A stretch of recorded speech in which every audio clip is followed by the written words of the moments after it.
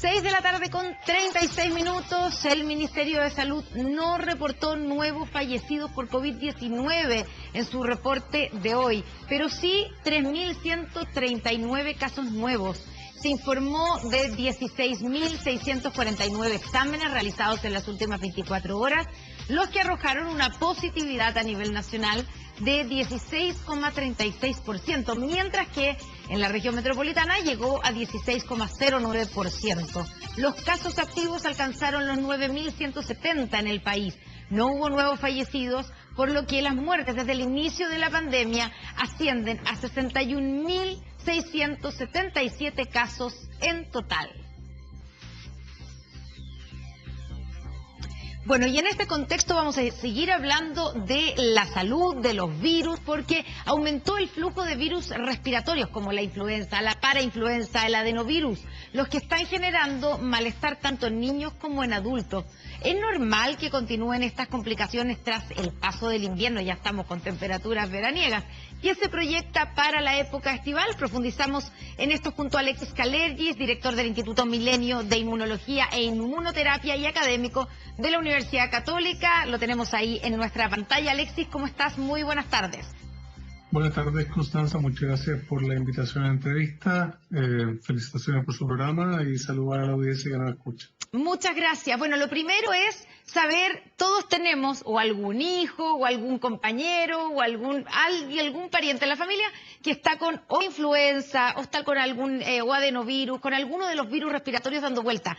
¿Es normal en esta época, cuando ya estamos en noviembre, paso el invierno, estamos con temperaturas veraniegas, que siga esta alta circulación de virus respiratorios? En general tienden a disminuir en la medida que van subiendo las temperaturas y ya pasó el invierno. Pero recordemos, Constanza, que estamos en un año bastante especial, porque venimos de un periodo de tiempo, 2 años, en los cuales estuvimos bastante aislados, bastante confinados, en gran medida, con poca presencialidad. Y por supuesto que esta vuelta a la presencialidad que vivimos este año nos reexpone, ¿verdad? Volvemos a la exposición de virus como influenza sincicial, metapneumovirus, parainfluenza, adenovirus, que efectivamente están en niveles, yo diría, inusualmente altos para esta época del año. Y para varios de estos virus no contamos con vacunas, lo que da una señal clara de la importancia de la investigación y desarrollo de vacunas para virus, como por ejemplo el caso del sincicial, metapneumovirus, adenovirus, para los cuales no contamos con vacunas. Alexis, y tú decías, estamos en un año especial. ¿Podemos también pensar que la preocupación que hemos tenido concentrada en el COVID, en todas las medidas para evitar los contagios con COVID, hicieron o hacen que nos hayamos despreocupado de estos otros virus? ¿O finalmente las medidas de precaución son las mismas para unos y otros? ¿Tiene alguna relación que ha bajado el nivel de COVID, de la circulación del virus de COVID-19, con que hayan subido estos otros virus? Yo no creo que sea un descuido en absoluto. De hecho, este año tuvimos una campaña bastante activa de vacunación contra influenza. Por otra parte, yo creo que la ciudadanía, en particular en nuestro país, nuestra ciudadanía, está bastante bien informada en términos del riesgo que involucra enfermarse con infecciones virales.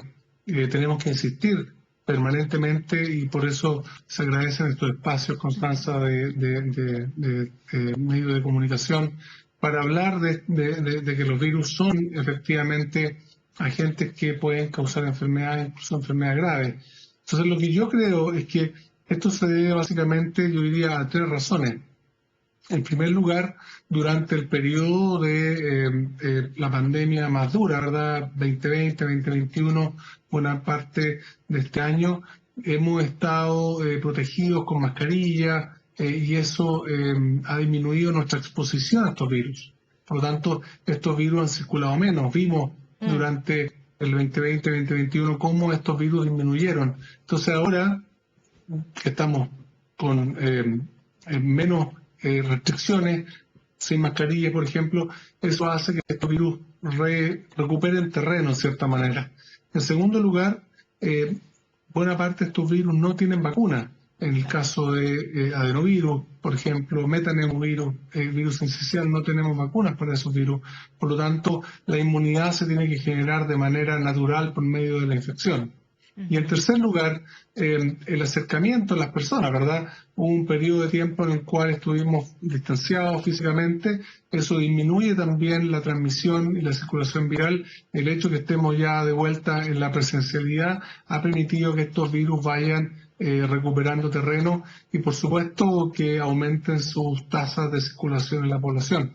Y por eso que es importante que recordemos que estas enfermedades pueden ser graves en ciertas personas y por lo tanto tenemos que ocupar mascarilla, por ejemplo, si nos sentimos con algún síntoma respiratorio para no contagiar a los demás y también volver a mantener la posibilidad de que de manera voluntaria podamos ocupar mascarilla porque son medidas que funcionan bastante bien en términos de prevenir la infección por estos virus. Bueno, hablando de mascarilla, ¿cierto? Una de las discusiones que ha habido en las últimas semanas precisamente es si es necesario volver a la mascarilla obligatoria en algunos lugares, en lugares donde haya mayor congestión de personas, por ejemplo, en el transporte público.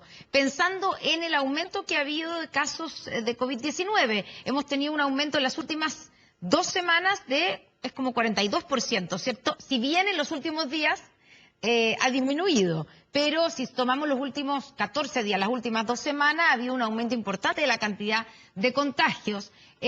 ¿Cuán preocupante es eso? ¿Es motivo suficiente esas cifras de contagios y por lo tanto no de hospitalizaciones, sino que de cifras de contagios de COVID-19? ¿Es argumento como para volver a poner la mascarilla obligatoria en algunos momentos o en algunos lugares? Bueno, usted dijo algo muy importante y el hecho de que si bien tenemos estas fluctuaciones de casos con SARS-CoV-2, vemos que afortunadamente los casos graves, las hospitalizaciones no han aumentado en la misma proporción. Y eso se debe básicamente al hecho de que las vacunas han cumplido su función y nos están protegiendo. Así que el mensaje clave es que las personas estén al día en su esquema de vacunación.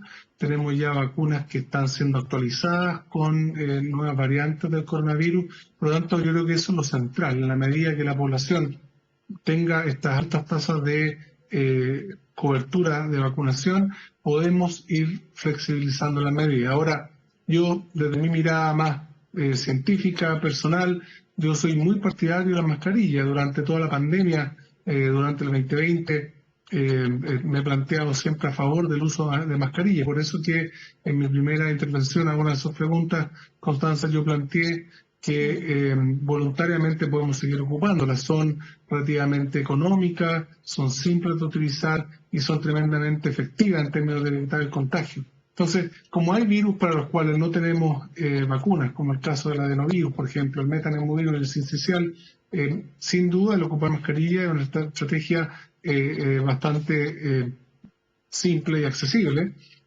pero la definición de hacerla obligatoria o volver a la obligatoriedad en ciertos recintos son decisiones que toma la autoridad sanitaria en base a las tasas de circulación viral, los niveles de personas enfermas y en particular hospitalizaciones. Y afortunadamente hemos visto que gracias a la cobertura que tenemos de vacunación contra COVID-19, esos niveles de personas hospitalizadas no han aumentado proporcionalmente a lo que se ha visto en el caso de los casos de infección con síntomas más bien leves. Ahora, no hay razón para que nos relajemos en absoluto. Vemos que la pandemia continúa.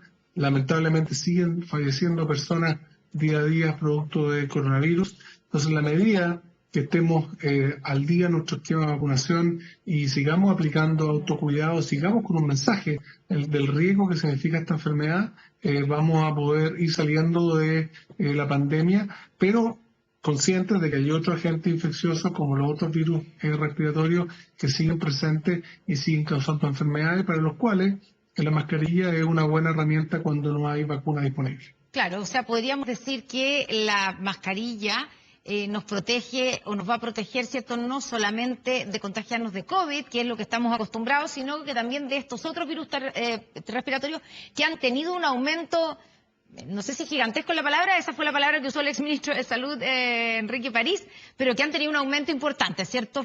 Fuera de Claro, de la normalidad. por ejemplo, fue bien notable el invierno, como de manera muy preocupante empezó a aumentar el sincicial. Si usted se acuerda, Sí. tuvieron que adelantarse las vacaciones de invierno, justamente porque no hay vacuna para el sincicial, mientras que los casos de COVID iban estabilizándose.